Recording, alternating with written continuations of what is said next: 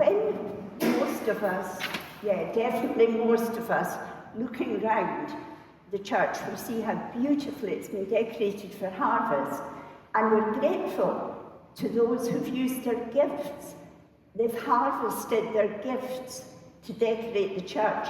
Looking round, my thoughts, if they go back far enough, and yours must do too, is to the day when the church would have been laden with apples, oranges, fruit, vegetables, corn, sheaves of corn, bread possibly on the communion table. It is slightly different now, that times have changed. But when we look at what's here, the tables are laden with practical harvest gifts, gifts that can definitely be used by many people needing them. And you can't see that underneath the table there are dozens and dozens of carrier bags full. So it's not just what you see on the tables. The generosity of everybody here is incredible, and they've given as much as they can to help those who don't have what we have. And we're lucky, and we need to remember we're lucky to be able to give as much. Now, I'm looking for 4 volunteers.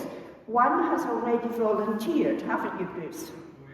Could you come and join me, and another 3 might? 3 more volunteers? It's not difficult. Right, Brenda, I saw that hand, and Susan's. In fact, it's slightly copying what Susan did last year.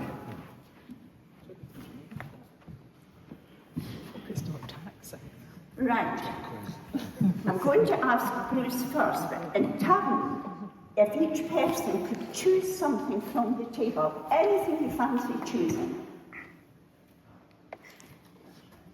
So you've got it ready for that. Not to throw on it. Right. Bruce, do you want to use this mic or that one? Okay. Right. Can I ask you first, Bruce? Tell me 2 things. Where did whatever you have come from, and why did you choose it? I've got a tin of sweet corn.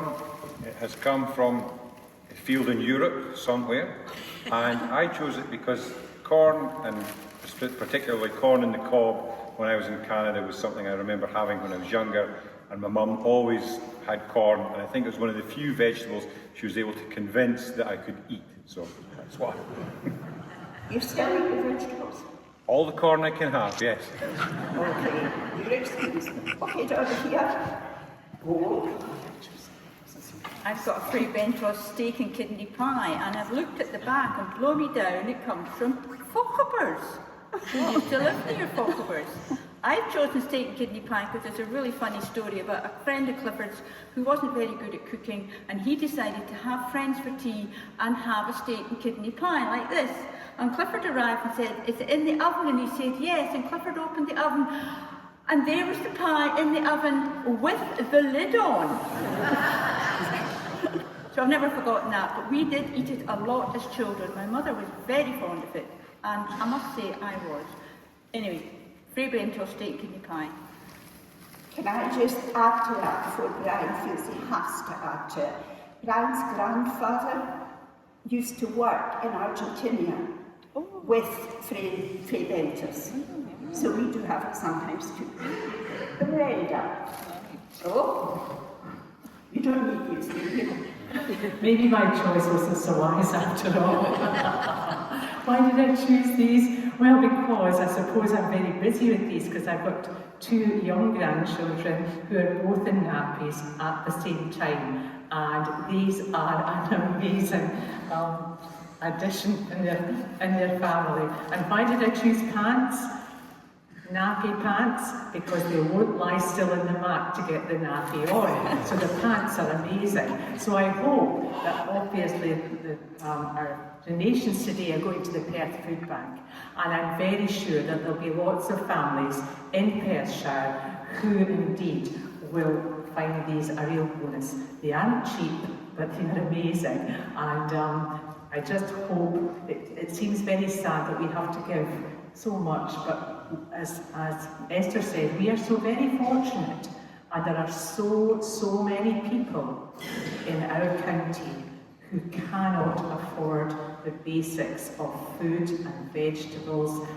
And we might see these as an extra, but if you've got little ones at home, they are a necessity. So thank you too for all the things you've given today. Thank you. Thank you. And Susan?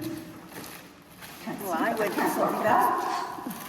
For one of my favourites, custard creams. And I could ask you all now, how do you eat yours? Do you separate it, or do you eat it all as one, or what do you do? I have to say I'm one of the ones who bite the top off and then go into the next bit of it. But it also reminds me of camps. We buy these ones from Lidl's, and the children will always dive in to get the custard creams because they think they're getting more, because you get 2 biscuits as well as just the cream in the middle of it. So it keeps children very, very happy. So I'll show these ones over as well. Thank you. And Susan, we're watching to make sure you put it back on the table. Thank you very much. Thank you. So all of these gifts will go to people who really need it. We are so lucky, and we have to remember all that God has given us. Sometimes, as I said already, when we think of harvest, we think, well, probably here we think berries and all the good things that grow in the fields. But this is harvest, and we are also a harvest.